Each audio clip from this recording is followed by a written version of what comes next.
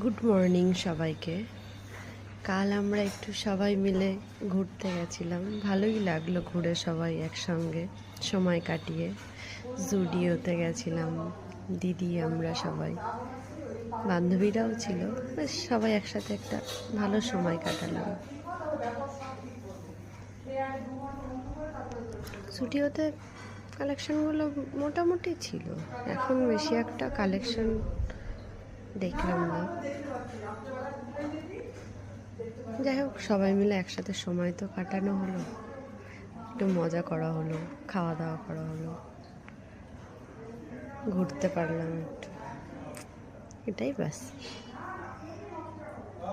তোমাদের কেমন লাগলো বলো, কমেন্টে জানিও।